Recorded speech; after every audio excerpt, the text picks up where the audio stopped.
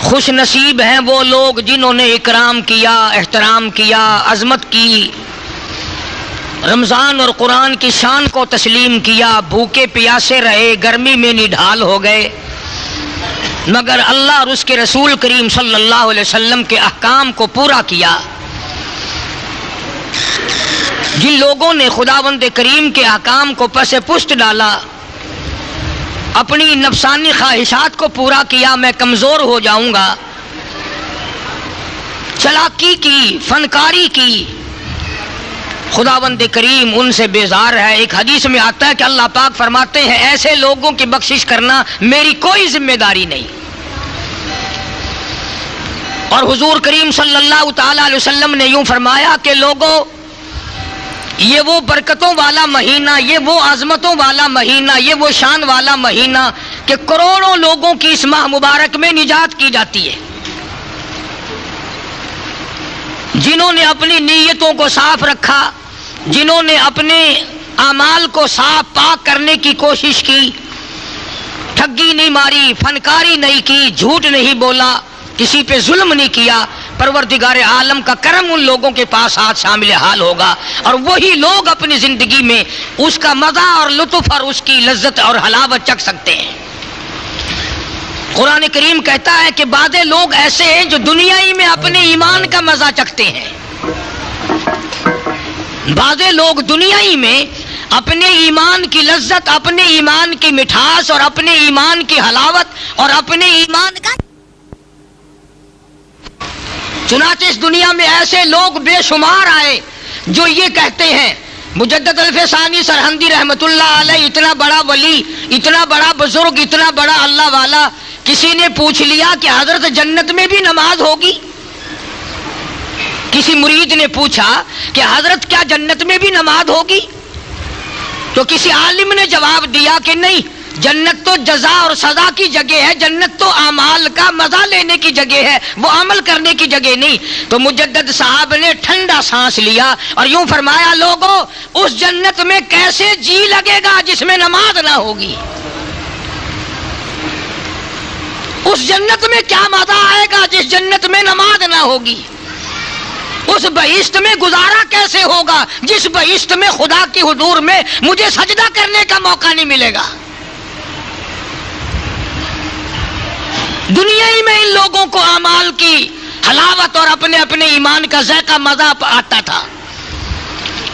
شاہ عبد الرحیم صاحب رائے پوری رحمت اللہ علیہ بہت بڑے بزرگوں میں سے گزرے ہیں۔ رمضان کے پورے مہینے میں ایک رمضان میں 2 چپاتیاں کھائیں، پورے مہینے میں سارے 30 دن میں 2 چپاتیاں کھائیں۔ تو حضرت کے خاص مرید خلیفہ عبد القادر صاحب رائے پوری رحمت اللہ علیہ نے ایک دن عرض کر دیا کہ حضرت آپ بالکل کمزور ہو جائیں گے، لقمہ تو لیا کرو، آپ نے بالکل ہی چھوڑ دیا۔ خدا کی قسم کیا شاندار جواب دیا اللہ والے نے، فرمانے لگے مولانا میں ایک ختم قرآن کا رات کو پڑھتا ہوں پورا، اور ایک ختم قرآن کا دن میں کرتا ہوں۔ فرمایا کسی سورت کو پڑھتے وقت میرے منہ میں کیلے کا مزہ آتا ہے، اور کسی سورت کو پڑھتے وقت میرے منہ میں سیب کا مزہ آتا ہے، اور کوئی سپارہ پڑھتے وقت میرے منہ میں مالٹے کا مزہ آتا ہے، اور کوئی آیت پڑھتے ہوئے میرے منہ میں آم کا مزہ آتا ہے۔ مولانا میں تو رات دن جنت کے پھل کھاتا ہوں۔ یہ وہ لوگ تھے جن کو دنیا ہی میں ایمان کی لذت ملی، دنیا ہی میں جن کو ایمان کا ذائقہ ملا، دنیا ہی میں جنہوں نے اپنے ایمان کا مزہ چکھا۔ اور صحابہ کرام میں سے تو ایسے لوگ ہزاروں ہیں، بزرگوں میں سے بے شمار لوگ ایسے ہی گزرے ہیں کہ انہوں نے اپنے اعمال کا مزہ دنیا ہی میں چکھا۔ وہ ایک ایک سجدے پہ جان دیتے تھے۔ ایک اللہ والے سے کسی نے پوچھا کہ ساری دنیا میں آپ کو کس چیز سے پیار ہے، کس چیز سے رغبت ہے، کس چیز سے محبت ہے؟ تو یوں فرمایا کہ اگر مجھے کوئی ساری دنیا کی بات ساتھ دے تو میں وہ لینے کو تیار نہیں، مجھے تو ایک اللہ کے دروازے پہ سجدے سے پیار ہے۔ میرے رب کا دروازہ اور میرا سر ہو، میں اس کی حضور میں جھکاتا ہی چلا جاؤں، مجھے تو اس میں زیادہ مزہ آتا ہے۔ ایک بزرگ ہیں مدینہ منورہ میں رہتے ہیں اور وہ حج کرنے کے لیے بیت اللہ مکہ مکرمہ چلے اور انہوں نے احرام باندھا. احرام باندھ کر آواز لگائی لبیک اللہم لبیک لا شریک لک لبیک. او میرے مولا میں حاضر ہوں، میں حاضر ہونے والا ہوں. غیب سے آواز آئی لا لبیک، تیری حاضری منظور نہیں. برابر میں ایک جوان کھڑا ہے، اس نے بھی یہ آواز سن لی. وہ کہنے لگا بڑے میاں میں نے بھی آواز سن لی، جب تمہاری حاضری منظور ہی نہیں تو جا کے کیا کرو گے، اتنا لمبا سفر کرو گے؟ اللہ والے نے رو دیا، فرمانے لگے بیٹا تو 1 سال یہ آواز سن کر گھبرا گیا، مجھے یہ آواز سنتے سنتے 53 سال گزر گئے. مجھے یہ آواز سنتے سنتے 53 سال گزر گئے، پر آج تک میرے دماغ میں نہیں آیا اگر یہاں منظور نہیں تو اور دروازہ بھی تو کوئی نہیں. منظور ہو یا نہ ہو، حاضری مقبول ہو نہ ہو، میرا کام اس کی چوکھٹ پہ پیشانی رگڑنا ہے.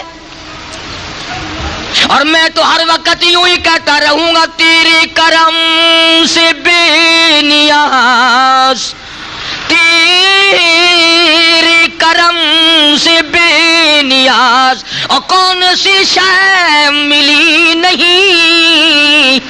تیرے کرم سے بے نیاز اور کون سی شے ملی نہیں. اور جھولی ہی میری تنگ ہے پر تیرے یہاں کمی نہیں. سربا سجود ہوں مگر، سربا سجود ہوں مگر عزموں میں پختگی نہیں. اور قائل بندگی تو ہوں قابل بندگی نہیں. اور میری مولا میں ہر وقت تیرے دروازے پہ ماتھا رگڑوں گا، اپنی پیشانی رگڑوں گا، اپنی جبین نیاز تیرے دروازے پہ رکھتا رہوں گا. میرا کام تیری چوکھٹ پہ ماتھا رگڑنا ہے، منظور کرنا یا نہ کرنا یہ تیرا کام ہے. آواز آئی گھبرانا، آج میں نے تیری یکدم 54 حج قبول کر لیے. آج میں نے تیرے یکدم 54 حج قبول کر لیے. میں تو تجھ سے کہلوانا چاہتا تھا کہ دیکھوں میرے دروازے سے بھاگتا ہے کہ نہیں.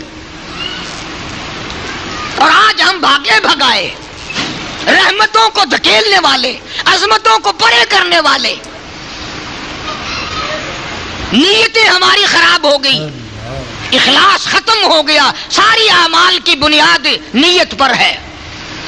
نیت بگڑی تو نظام بگڑا، نیت بگڑی تو کام بگڑا، نیت بگڑی تو جزا سزا بگڑی، نیت بگڑی تو ملک بگڑا، نیت بگڑی تو پوری دنیا کا نظام بگڑ گیا. امام فخر الدین رازی رحمت اللہ علیہ نے تفسیر کبیر میں ایک عجیب واقعہ لکھا ہے. سورہ فاتحہ کی تفسیر کرتے ہوئے لکھا اللہ والے نے کہ نوشیرواں بادشاہ جو بہت بڑا عظیم بادشاہ تھا، جس کو لوگ عادل کہتے تھے، انصاف کرنے والا کہتے تھے، وہ ساتھیوں کے ساتھ شکار کے لیے گیا. اپنے وزراء اور سفراء کے ساتھ گیا. جنگل بہت بیابان تھے، ساتھیوں سے بچھڑ گیا، اکیلا رہ گیا. چلتا چلتا پیاسا تھک گیا، چور چور ہو گیا. اچانک ایک اناروں کے باغ میں آ نکلا. کسی کا باغ تھا دیہات میں، شہروں سے بڑا دور. اس باغ میں بادشاہ پہنچا، چھاؤں میں بیٹھا. ایک نوجوان بچہ اس باغ میں تھا، بڑا خوبصورت. کہنے لگا بیٹا میں مسافر ہوں، پیاس بڑی لگی ہے، کوئی پانی پلا. تیرے میرے ورگا ہوندا تو اتنے آکھے نا کہ میں اتنے تیرے واسطے سبیل لائی کھڑا ہے. پیسے گھننا تو تین کو پانی پلانے، پیسے لے آ تجھے پانی پلائیں گے. ہمارا دین پیسہ، ایمان پیسہ، عزت پیسہ، وقار پیسہ، قیامت پیسہ، موت پیسہ. وہ پیسے بھی مر گئے اور کیا کریں گے ہم لوگ.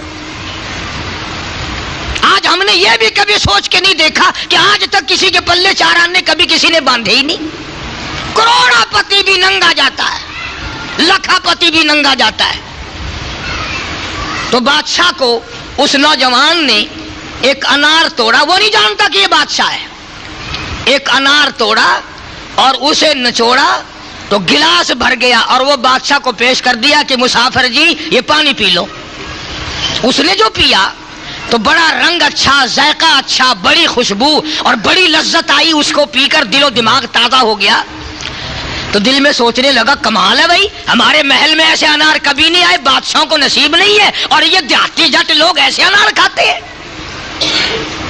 یہ ایسے اعلیٰ درجے کے انار کھاتے پیتے ہیں، کمال ہے بھائی، ہم بادشاہ ہو کر کے یوں ہی رہ گئے، ہم اس باغ کو چھین لیں گے، ہم اس باغ کو لے لیں گے، یہ بادشاہ کے نام کروں گا اس باغ کو، میرے بچے کھائیں گے، میری بیٹیاں کھائیں گی، میرے شہزادے استعمال کریں گے، کمال ہے، دیہاتی لوگ کھا رہے ہیں۔ ابھی دل میں آئی یہ بات، چلتے وقت کہنے لگا رے نوجوان، لو زندگی میں پہلی بھی اور آخری بھی ملاقات ہے، یہ ایک گلاس اور پلا دے، تیری مہربانی۔ اس نے انار توڑا اور نچوڑا تو گلاس تو کیا بھرتا، چوتھائی گلاس بھی نہ بھرا، خوشبو بھی بد ذائقہ ہو گئی، رنگ بھی بگڑ گیا، لذت بھی بگڑ گئی اور پانی بھی تھوڑا نکلا۔ بادشاہ کہنے لگا کہ نوجوان یہ سوکھا ہوا انار کہیں اور سے لایا؟ کہنے لگا چچا جان مسافر جی میں نے تو پیڑ تو کیا ٹہنی بھی نہیں بدلی، جس شاخ سے جس ٹہنی سے پہلا انار لایا تھا اسی سے لایا ہوں۔ ان نے کہا پھر کیا فرق پڑا بھئی، یہ کیا ہو گیا؟ وہ ذائقہ بھی نہیں، وہ مزہ بھی نہیں، وہ لذت بھی نہیں، وہ رنگت بھی نہیں، وہ خوشبو بھی نہیں اور پانی بھی نہیں۔ ہائے ہائے نوجوان کہنے لگا مسافر جی ایسا معلوم ہوتا ہے اس ملک کے بادشاہ نے ظلم کرنے کا ارادہ کر لیا، ایسا معلوم ہوتا ہے اس ملک کے بادشاہ کا ظلم کرنے کا ارادہ ہو گیا، ستم ڈھانے کا ارادہ کر لیا، زیادتی کرنے کا ارادہ کر لیا، غریبوں پہ ظلم کرنے کا ارادہ کر لیا۔ بادشاہ بڑا حیران ہوا کہ ابھی تو دل میں بات آئی، دل میں ارادہ آیا ظلم کرنے کا، اس ارادے کا دھواں باغ میں پہنچا، درختوں میں پہنچا، پیڑوں میں پہنچا، پتوں میں پہنچا، انار کے دانے دانے میں پہنچا۔ ابھی نیت کی خرابی نے نار کے دانے خشک کر دیے، رنگ بدل دیا، ذائقہ برباد کر دیا۔ آج حاجی غازی نمازی پیر فقیر مولوی ہماری نیتیں خراب ہے، لوگوں نیت کو ٹٹولو اپنی۔ برابر والے ہمسائے کی بیٹی کو دیکھ کر ہچکی بھرنے والوں شرم نہیں آتی؟ مسلمان کی بہن کو دیکھ کر برائی کا ارادہ کرتے ہوئے خدا کا قہر مول نہیں لیتے لوگ؟ ارشاد ہے محمد عربی صلی اللہ علیہ وسلم کا، جس آدمی نے زنا کیا، بدکاری کی، 40 میل چاروں طرف 40 دن تک خدا کی لعنت برستی ہے۔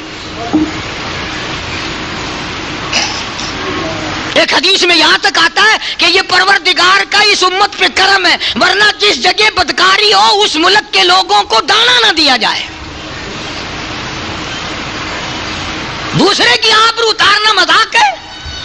دوسرے کا مال اٹھا کر ہڑپ کرنا کوئی مذاق ہے؟ آج لوگ اپنے آپ کو سیاستدان سمجھتے ہیں، چلاک بنے پھرتے ہیں، فلانے کا مال رگڑا دے دیا، فلانے کی عزت کو رگڑا دے دیا، فلانے کی آبرو کو تختہ کر دیا، فلانے کی زمین پر قبضہ کر لیا۔ یہ ساری کی ساری چیزیں وہ ہیں جو اسلام اور قرآن کے خلاف ہیں۔ اس لیے عرض کر رہا ہوں سال بھر میں عید کا دن آیا، نہ جانے اگلے سال تم میں سے کون دنیا میں ہوگا اور کون اپنی قبر میں تڑپ رہا ہوگا۔ تو بادشاہ نے جب یہ بات سنی تو رویا، آئے وہ پھر بھی رو لیا، ہم سب کچھ سن کے کبھی نہیں روئے، ساری عمر چوری کا کھایا پر کبھی نہیں روئے، ساری عمر ظلم کیا پر کبھی نہیں روئے، کبھی سوچا تک نہیں کہ یہ دنیا میری نہیں ہے، مجھے آخر اس دنیا سے جانا ہی جانا ہے، کبھی یہ دماغ میں یہ بات آئی تک نہیں۔ بادشاہ نے توبہ کی، یا اللہ میں اس باغ کو تو کیا کسی کی چیز بھی زبردستی نہیں لوں گا۔ رویا ہے، سجدے میں پڑھ کے رویا، اور اس کے بعد رو دھو کے کہنے لگا لو بیٹا چلتا ہوں، اب مسافر ہوں، بڑا پریشان تھا، تیری مہربانی ہو اگر ایک پانی کا گلاس اور پلا دے تو۔ اس نے کہا کہ مرضی ہے جتنے پیو، بیٹھو اور پلاتا ہوں۔ وہ ایک انار اور توڑ کے لایا، اس کے سامنے نہ پیڑا نہ چوڑا، وہ ایک انار کے دانے میں 2 گلاس بھر گئے، رنگت بھی اعلیٰ درجے کی، خوشبو پہلے سے بھی اچھی، ذائقہ بڑا اچھا۔ بادشاہ کہنے لگا بیٹا یہ کوئی گھر کے لیے اسپیشل رکھا ہوا ہے؟ انہوں نے کہا نہیں چچا جی، میں نے تو میں قسم کھاتا ہوں وہ پہلا بھی، وہ دوسرا بھی، یہ تیسرا بھی، میں نے تو درخت تو کیا بدلنا، ٹہنی بھی نہیں بدلی، اسی شاخ سے لایا ہوں۔ انہوں نے کہا پھر بیٹا کیا بات ہے؟ نوجوان کہنے لگا مسافر جی ایسا معلوم ہوتا کہ اس ملک کے بادشاہ نے ظلم کرنے سے توبہ کر لی، ایسا معلوم ہوتا ہے اس ملک کے بادشاہ نے ظلم کرنے سے توبہ کر لی، اللہ سے عہد کر لیا، درخت کے تنے تنے میں، پتے پتے میں، دانے دانے میں رحمت لوٹ آئی۔ تو یہ ساری چیزیں نیتوں پہ مدار ہیں۔ آج ہم برابر میں سے کار گزرتی ہے تو دل میں خیال آتا ہے کبھی ہم بھی، میرا موقع لگے تو اس کی کار چھین لوں، میرا موقع لگے تو اس کا سکوٹر چھین لوں، میرا داؤ لگے تو اس کی کوٹھی ہڑپ کر جاؤں، میرا داؤ لگے تو اس کا مربع ٹیوب ویل میں ہڑپ کر جاؤں۔ یہ حرام ہے، اللہ سے مانگو، کوئی گناہ نہیں۔ اگر کار پاس سے گزرتی تو اللہ سے مانگ، یا اللہ اس کو 1 دے رکھی مجھے 2 دے، یہ کوئی گناہ نہیں۔ بندے پر قبضہ کرنے کا ارادہ کرنا یہ نہایت ظلم ہے۔ اور امام الانبیاء محبوب کبریا حضرت محمد مصطفیٰ صلی اللہ تعالی علیہ وسلم نے فرمایا کہ جب رمضان المبارک کو لوگ خیر و خوبی کے ساتھ بھگتا لیتے ہیں، اب تمہیں پتہ تو چلا نہیں، حدیث پاک میں آتا ہے جب عید کی نماز کے لیے کپڑے پہن کر گھر سے نکلو تو یوں کہتے ہوئے نکلو اللہ اکبر لا الہ الا اللہ واللہ اکبر وللہ الحمد، میں خدا کی بڑائی بیان کرتے چلو، میں خدا کی عظمت بیان کرتے چلو۔ اور میری بات نہیں، پیغمبر خدا صلی اللہ علیہ وسلم نے فرمایا جب لوگ رمضان کا اکرام کرتے ہوئے، روزے رکھتے ہوئے، قرآن کی تلاوت کرتے ہوئے رمضان کو پورا کر لیتے ہیں تو اللہ پاک اپنے فرشتوں کو حکم دیتے ہیں جاؤ میرے بندوں کو آج راستے میں کھڑے ہو کر میرے بندوں سے مسافے کرو، میرے بندوں سے مسافے کرو۔ اور یوں آتا ہے حدیث پاک میں، اللہ پاک کے نبی صلی اللہ علیہ وسلم نے ارشاد فرمایا کہ جب لوگ عید کی خوشی مناتے ہوئے چلتے ہیں تو اللہ پاک پوچھتے ہیں فرشتوں سے کہ آج میرے بندے بڑے خوش خوش نظر آتے ہیں، کیا بات ہے؟ کہ رب العالمین تیری عطا تھی، تو نے کرم کیا، طاقت دی، ہمت دی، انہوں نے رمضان کا اکرام کیا، احترام کیا، روزے رکھے، تراویحیں پڑھی، قرآن پڑھا، اور آج خوشیاں مناتے ہوئے نماز پڑھنے چلے ہیں، سجدہ شکر ادا کرنے چلے کہ میرے لیے نماز پڑھیں گے، کہاں تیرے لیے پڑھیں گے۔ آواز آتی ہے او زمین آسمان کے فرشتوں گواہ ہو جاؤ میں خدا نے ان سب کو معاف کر دیا، میں خدا ان سب کو معاف کر چکا ہوں۔ تو خداوند عالم کی کتنی بڑی کریمی، کتنی بڑی رحیمی۔ اور 2 چیزوں کا حکم دیا عید کے دن، ایک صدقۃ الفطر ادا کرو، عید کی نماز سے پہلے پہلے ادا کر دینا چاہیے، بعد میں جو ادا کرے گا مکروہ ہوگا، ادا تو کرنا پڑے گا پھر بھی۔ ہر وہ بچہ جو عید کی صبح صادق سے پہلے پیدا ہو گیا اس کی طرف سے بھی وہی صدقۃ الفطر دینا پڑے گا جو بڑے کی طرف سے دیا جاتا ہے۔ اس میں کیا حکمت ہے؟ اللہ پاک کے فرشتے بھی نہیں کھاتے، نہ خدا کچھ کھاتا پیتا ہے، نہ وہ غریب ہے، نہ اسے کپڑے بنانے۔ اللہ پاک نے فرمایا کہ تمہارے اندر جو غریب لوگ ہوں ان کی بھی عید من جائے، جو تمہارے غریب ہیں تو میرے بندے کی ہمدردی کر، میں تیری ہمدردی کروں گا، تو میرے بندے کی پیاس بجھا، میں تیری قیامت کی پیاس بجھا دوں گا، تو میرے بندے کی بھوک کا علاج کر، میں قیامت کی دھوپ کا علاج کر دوں گا، تو میرے بندے کو کپڑا پہنا، میں قیامت کے دن تجھے جنت کا جوڑا پہنا دوں گا۔ تو خداوند کریم نے یہ ساری چیزیں بندوں کی ہمدردی کے لیے فرمائی۔ سرکار دو عالم سب کہہ دو صلی اللہ علیہ وسلم عید کی نماز کے لیے تشریف لے جانے لگے تو آپ نے دیکھا کہ بچے کھیل رہے ہیں اور ایک بچہ دیوار سے لگ کر رو رہا ہے، تو آپ صلی اللہ علیہ وسلم نے اس بچے سے پوچھا کہ تو کیوں نہیں کھیلتا بھائی؟ وہ کہنے لگا جی میری تو خوشی کوئی نہیں، باپ میرا نہیں، ماں میری نہیں، میں تو یتیم ہوں، میں کیا کھیل لوں اور کیا خوشی مناؤں، میری تو کائنات ہی اجڑ گئی۔ سرکار دو عالم صلی اللہ علیہ وسلم کو دکھ ہوا، صدمہ پہنچا۔ اور کیوں پہنچا؟ لو آج آپ کو ایک نئی بات سنا دیں، پتہ نہیں زندگی میں پھر ملاقات کا موقع ہے یا نہیں۔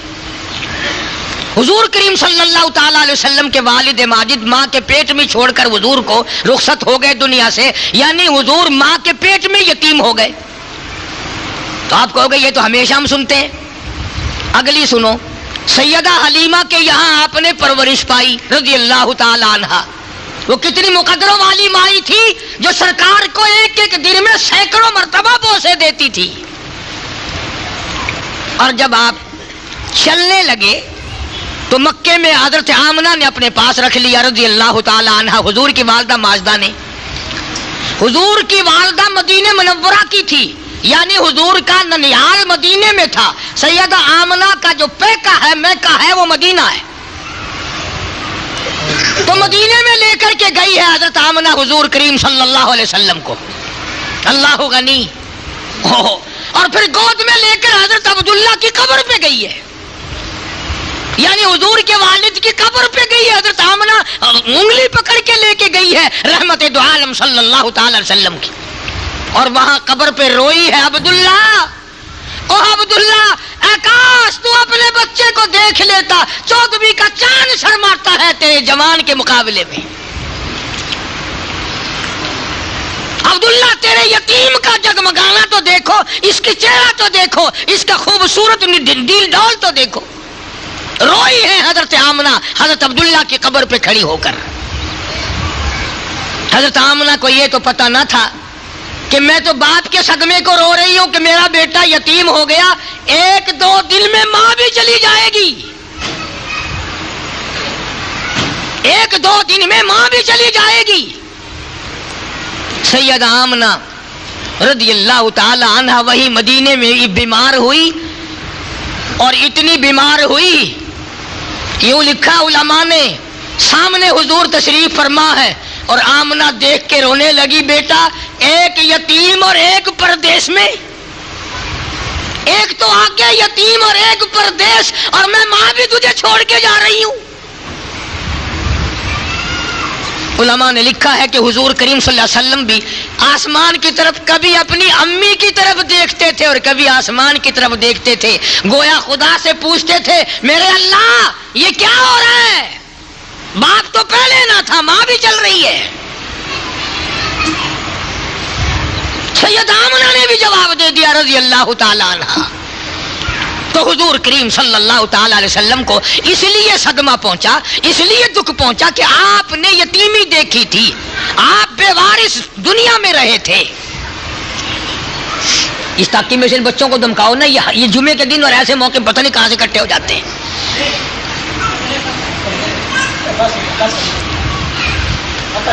تو میں عرض کر رہا تھا کہ حضور کریم صلی اللہ علیہ وسلم نے اس یتیم بچے کو دیکھا جو دیوار سے کھڑا ہو کے رو رہا تھا۔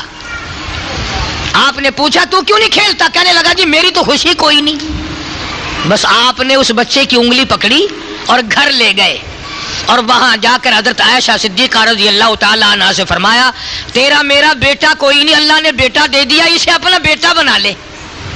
اسے نہلایا دھلایا، کپڑے پہنائے، اور حضور کریم صلی اللہ تعالی علیہ وسلم اپنی رحمت والی انگلی اس کے ہاتھ میں دے کر پھر لے کے چلے، اور انہی بچوں کے پاس سے گزر ہوا جو پہلے کھیل رہے تھے۔ وہ سارے بچے دوڑ کر آئے اور اس بچے سے کہنے لگے کہ یہ کیا کمائی کر لی، یہ کیا کمائی کر لی؟ بچہ کہنے لگا میرے باپ آج کے بعد کالی کملی والے ہیں، میری اماں آج کے بعد عائشہ صدیقہ ہے۔ میں یتیم تھا، انہوں نے مجھے اپنا بیٹا بنا لیا، میں ان کے گھر میں گیا، کھا پی کر آیا ہوں، آج میری سب سے بڑی خوشی ہے، کسی کا ابا بلال ہے، کسی کا ابا فاروق ہے، کسی کا ابا طلحہ ہے، کسی کا ابا سلمان فارسی، کسی کا ابا زبیر ہے، کسی کا ابا عبد الرحمن ابن عوف ہے، کسی کا ابا حضرت سعد ابی وقاص۔ لوگوں آج کے بعد میرا ابا کالی کملی والا ہے۔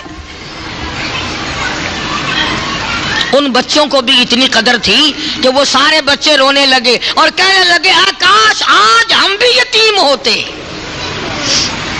کاش آج ہم بھی یتیم ہوتے، آج ہمارے بھی حضور باپ بن جاتے صلی اللہ علیہ وسلم۔ اصل میں ساری بات دوستو یقین کی ہے۔ اگر یقین ہو تو قرآن کی ایک آیت پر عمل کرنے سے بھی آدمی کا بیڑا پار ہو جاتا ہے، اور اگر یقین نہیں تو اتنا بڑا عظیم قرآن کچھ نہیں۔ ایک بزرگ گزرے ہیں حضرت بہلول رحمہ اللہ، دریا کے کنارے بیٹھے، دریا کے کنارے بیٹھے، ہارون الرشید بادشاہ کا زمانہ ہے، بیٹھے بیٹھے ہارون الرشید کی بیگم زبیدہ آ گئی اور کہنے لگی بہلول یہاں بیٹھے کیا کر رہے ہو؟ فرمانے لگے زبیدہ جنت بیچ رہا ہوں، جنت فروخت کر رہا ہوں۔ ہائے کیسے لوگ تھے، بادشاہ ہو کر رانی ہو کر کیوں نہیں کرتے تھے۔ اس زمانے کا امیر بھی کرتا ہے اور غریب سب سے زیادہ کیوں کرتا ہے۔ جتنے غریب ہیں قرآن پر اعتراض ہے ان کا، ان کے دلوں میں یہ بات ہے کہ یہ مولوی بکواس کرتے ہیں۔ میں کہتا ہوں قبر میں جائے گا تو تجھے میری بکواس کا پتہ چل جائے گا، اسرائیل کا جھٹکا لگے گا تجھے میری بکواس کا پتہ چل جائے گا، جب موت کی پیاس لگے گی خدا کی قسم قاری حنیف کی بات یاد آئے گی۔ اسلام اور ایمان کی بات کو بکواس، اچھی سے اچھے قسم کی جوتی پہننے بازار گئی ہوں، میں اعلیٰ قسم کی چوڑیاں پہننے کے لیے بازار گئی ہوں، اور کیا خواب دیکھنا ہے؟ زبیدہ نے خواب دیکھا کہ میں سوئی ہوئی ہوں، درندے پرندے چرندے بندے سب آ کر میرے ساتھ برا کام کر رہے ہیں، جانور بھی پرندے بھی درندے بھی چرندے بھی سب کے سب آ کر میرے ساتھ برا کام کر کے جاتے ہیں۔ آنکھ کھلی تو رو رو کے نڈھال ہو گئی، میں اتنی سیاکار ہو جاؤں گی، میں اتنی گناہگار ہو جاؤں گی کہ جانور بھی میرے ساتھ ایسا کریں گے، روئی ہے۔ تو ایسے وقت میں عالم دین سے پوچھا، امام ابو حنیفہ رحمت اللہ تعالی علیہ سے پوچھا کہ جی میں نے ایسا ایسے خواب دیکھا ہے، تو انہوں نے فرمایا زبیدہ مبارک ہو،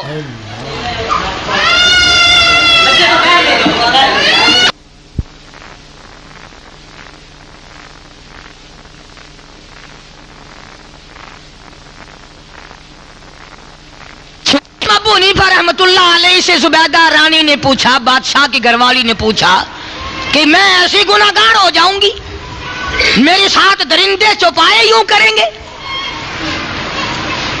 تو امام ابو حنیفہ رحمت اللہ علیہ نے فرمایا گھبرانا مبارک ہو، تو کوئی ایسا کام کرے گی جس سے جانور بھی فائدہ اٹھائیں گے، بندے بھی فائدہ اٹھائیں گے، تو دنیا میں کوئی ایسا کام کرے گی جس سے پوری مخلوق فائدہ اٹھائے گی۔ چنانچہ زبیدہ نے نہر سویز میں سے نہر نکالی، پہاڑوں پہ چڑھا اتار کر کر کے مکے میں، مدینے میں، عرفات میں، مزدلفہ میں، مینا میں سب جگہ نہر زبیدہ پھیلا دی، ہزاروں کروڑوں لوگ، اربوں حاجیوں نے پانی پیا۔ لوگ پہلے پیاسے مر جاتے تھے، زبیدہ نے جب نہر بنوائی اس کے بعد لوگوں کو پانی ملا۔ آج ہمارے یہاں کی مستورات اور خواتین کو یہ ریس نہیں لگتی کہ ہم بھی اپنی نیک آخرت کا کوئی انتظام کریں۔ کلکتے میں ایک بیگم صاحبہ تھی سہولت النساء، حاجی امداد اللہ مہاجر مکی رحمت اللہ علیہ کی وہ مرید تھی، امیر عورت تھی۔ اس نے حاجی صاحب سے پوچھا کہ جی مجھے کوئی نیک کام بتاؤ جو میری آخرت میں کام آئے۔ فرمایا مکے شہر میں مدرسہ کھول دے، مکے شہر میں مدرسہ کھول دے۔ چنانچہ تقریباً 200 سال کا عرصہ گزر گیا، یہ ہزاروں لاکھوں کروڑوں حاجی دیکھ کر آتے ہیں، آج تک مدرسہ سہولت النساء مکے میں چل رہا ہے۔ اس عورت نے، کلکتے کی عورت نے وہاں مکے میں مدرسہ کھلوا دیا، آج تک وہ مدرسہ جاری ہے۔ اور وہاں پر ہم نے مکے میں دیکھا نواب بہاول پور کی بیٹی اور بڑے بڑے رئیس لوگوں کی بیٹیوں کی طرف سے الگ انتظام پانی کا، شہزادیوں کی طرف سے الگ تھا۔ اب تو خیر بجلی آ گئی، وہ نظام ختم ہو گیا، بہرحال سب کام نیک کیا کرتے تھے۔ تو زبیدہ نے بہلول سے پوچھ لیا کہ جی جنت کتنے کی ہے؟ وہ بہلول بزرگ کہنے لگا 500 کی۔ اس نے اٹھا کر 500 دے دیے، اور بہلول نے زبیدہ کے سامنے ہی 500 لیے اور دریا میں پھینک دیے۔ اب تھوڑی سی بول اٹھی، کہنے لگی بہلول نہ تیرے پاس رہے نہ میرے پاس رہے، دریا میں پھینک دیے۔ انہوں نے کہا یہ تو کاروبار ہے، تیرے تو نہیں میرے ہیں نا، میری مرضی، میں نے پھینکے ہیں نا۔ انہوں نے کہا جی ہاں۔ انہوں نے کہا پھر کاروبار ہے، جنت تیری ہے پیسہ میرا ہے، میں نے دریا میں پھینکے، تو کون ہے پوچھنے والی؟ انہوں نے کہا اچھا جی۔ جا کے سو گئی، خواب میں جنت دیکھی، خواب میں جنت دیکھی۔ پوچھا یہ کیا چیز ہے؟ جواب ملا زبیدہ یہ تیری خریدی ہوئی جنت ہے۔ بڑی خوش ہوئی، صبح پھر پہنچ گئی کہ اور خریدنی چاہیے۔ بہلول کو کہنے لگی بہلول کیا کر رہے ہو؟ انہوں نے کہا جنت بیچ رہا ہوں۔ کہ کتنے کی؟ کہ 5000 کی۔ انہوں نے کہا کمال ہے، منڈی میں مال کم ہو گیا یا خریدار زیادہ آ گئے؟ کل تو 500 کی تھی، آج 5000 کی۔ اور اللہ والا آگے سے کیا کہتا ہے؟ کہنے لگا کل بغیر دیکھے کہ سودا تھا، آج آنکھوں سے دیکھ کر آئی ہے۔ تیرے دیکھنے نے سودا مہنگا کر دیا، کل میری زبان پہ یقین کیا تھا، آج آنکھوں سے دیکھ کر آئی ہے نا۔ انہوں نے کہا چلو ٹھیک ہے، 5000 دے دیے، وہ بھی لیے اور دریا میں پھینک دیے۔ زبیدہ پھر بول اٹھی، کہنے لگی اللہ والے کمال کرتا ہے، کل بھی پھینک دیے آج ہی پھینک دیے۔ انہوں نے کہا زبیدہ بیکار نہیں پھینک رہا ہوں، ادھر آگے کئی ملک ہیں جن میں قحط پڑا ہوا ہے، لوگ بھوکے مر رہے ہیں، یہاں اللہ نے کچھ مچھلیاں مقرر کر رکھی ہیں، میں یہ روپیہ پیسہ صرفیاں پھینکتا ہوں، وہ مچھلیاں نگل جاتی ہیں، پانی کے بہاؤ کے ساتھ ساتھ آگے چلتی ہیں، آگے بھوکے لوگوں نے جال لگا رکھے ہیں، وہ مچھلیاں پکڑتے ہیں، پیٹ چاک کرتے ہیں، اندر سے آٹے کے پیسے نکل آتے ہیں۔ زبیدہ وہ تیرے لیے بھی دعا کرتے ہیں، میرے لیے بھی دعا کرتے ہیں۔ غریب پروری کر رہا ہوں، غریب کی خیر خواہی کر رہا ہوں، غریب کی ہمدردی کر رہا ہوں۔ تو خدا کی رحمت اس آدمی کے ساتھ ہے جو اپنے ہمسائے کے حقوق کو محفوظ رکھے، اور خدا کی رحمت اس کے ساتھ ہے جو اپنے غریب رشتہ دار کے ساتھ اچھا برتاؤ کرے، اس پر ظلم نہ کرے، ہو سکے تو سلوک کرے، ورنہ کم سے کم ظلم اور زیادتی نہ کرے۔ اور ہم یہ سمجھتے کہ جو کچھ ہم نے کر دیا وہ دریا میں بہہ گیا، یہ بات غلط ہے۔ ایک ایک ذرہ نیکی کا محفوظ ہے، ایک ایک ذرہ برائی کا محفوظ ہے۔ اس لیے قرآن کہتا ہے وَوُضِعَ الْكِتَابُ فَتَرَى الْمُجْرِمِينَ، اپنا اپنا نام اعمال لے کر ہر آدمی اللہ کے حضور میں کھڑا ہوگا، ہر آدمی پروردگار عالم کے سامنے جائے گا۔ بھئی دوستو اتنا تو یقین سب کو ہے کہ مرنا ہے، اور جس کو یقین نہیں وہ آکڑ کے دکھائے کہ میں نہیں مروں گا، جاؤ مجھے کوئی مار کے دکھائے۔ اور جب مرنا ہی مرنا ہے، 2 دن آگے پیچھے مرنا ہی مرنا ہے، تو پھر قبر کا نظام بھی خدا کے ہاتھ ہے، موت کا نظام بھی خدا کے ہاتھ ہے، اور حشر کا نظام بھی خدا کے قبضے میں ہے، اور پلسرات کا انتظام بھی خدا کے قبضے میں ہے، اور جنت اور دوزخ کا سارا کنٹرول خدا کے اپنے پاس ہے۔ اس لیے کئی بد نصیب لوگ اب نماز پڑھتے رہے روزوں میں اور اب ٹھپ دیں گے، رمضان میں قرآن پڑھا اور سارے سال پھر نہیں دیکھتے، یہ بڑی بد نصیبی ہے۔ عمل وہ ٹھیک ہے جو ہمیشہ ہوتا رہے، عبادت وہ کہلاتی ہے چیز جو ہمیشہ کے لیے ہوتی رہے۔ تو نمازیں اسی طرح ادا کرو، عبادت اسی طرح بجا لاؤ۔ اللہ تبارک و تعالیٰ کے قرآن کریم کی پاؤں آدھا پارا 1 پارا روزانہ دیدار تو ہو جائے نا۔ اور میں تو یہ کہتا ہوں کہ اگر کوئی آدمی قرآن کریم کو ان پڑھ آدمی کھول کر اور دیکھ کر رونے لگ جائے، یا اللہ میں ان پڑھ ہوں، مجھے تیرا قرآن نہیں آتا، مجھے تیرا کلام نہیں آتا، خدا کی قسم بہت ممکن ہے کہ تیرے 2 آنسوؤں کا ثواب پڑے ہوئے سے بھی زیادہ ہو جائے۔ ایک بزرگ ہیں بشر حافیہ رحمت اللہ علیہ، شراب خانے کے مالک تھے، شراب خانے کے۔ بس گزرتے گزرتے ایک کاغذ ملا گلی میں سے، اس پہ لکھا ہوا تھا بسم اللہ الرحمن الرحیم۔ اٹھایا، ماتھے کو لگایا، چوما اسے کہ میرے اللہ کا نام پیروں میں پڑا ہے، اور شراب خانے میں جا کر اونچی جگہ رکھ دیا کہ میرے خدا کا نام لکھا ہوا ہے، بسم اللہ لکھی ہوئی ہے۔ آواز آئی یا بشر رفعت اسمی رفعت اسمک الجنہ، او اے بشر تو نے میرے نام کو اونچا کیا، میں نے تیرا نام جنت میں لکھ دیا۔ تو نے میرے نام کی عزت کی اور اکرام کیا، میں نے تیرا نام جنت الفردوس میں لکھ دیا۔ تو بھئی خداوند کریم نے اس امت پہ کرم فرمایا کہ رمضان کا مہینہ آیا اور رحمتوں کی بارش برساتا ہوا چلا گیا۔ نہ جانے پھر کس کو پھر نصیب ہوگا، نہ جانے مختلف بہانوں سے سال میں ہم میں سے کتنے لوگ مر جائیں گے، کتنے لوگ قبر کی اندھیرے میں جا کے پڑ جائیں گے، اور کتنے لوگ دنیا میں باقی رہیں گے۔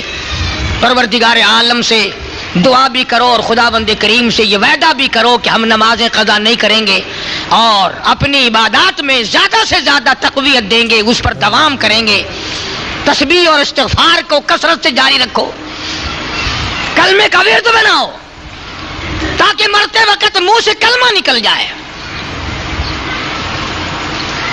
بایزید بستامی رحمت اللہ علیہ بزرگ ہیں، آخری وقت ہے، جنت کا نقشہ فرشتوں نے کھینچ کر سامنے کر دیا تو یوں منہ پھیر لیا، پھر دوسری طرف جنت کا نقشہ آیا تو یوں منہ پھیر لیا۔ فرشتوں نے پوچھا جنت سے نفرت کر رہے ہو؟ فرمایا نہیں نہیں، وہ گل ہی کیا ہے کہ جس گل میں بو نہ ہو، وہ گل ہی کیا ہے کہ جس گل میں بو نہ ہو، وہ دل ہی کیا ہے کہ جس دل میں تو نہ ہو۔ میں اس جنت کو لے کر کیا کروں جس میں خدا کا دیدار نہیں ہے؟ تو پروردگار عالم مجھے اور آپ سب کو اپنے فضل و کرم سے جنت عطا فرمائے اور جہنم سے ہم سب کو پناہ عطا فرمائے۔ جن لوگوں نے مدرسے کے لیے زکوٰۃ یا فطرانے کے پیسے جمع کرا دیے اور ہم سب کو دین اور آخرت میں اپنی نعمتوں سے مالا مال فرمائے،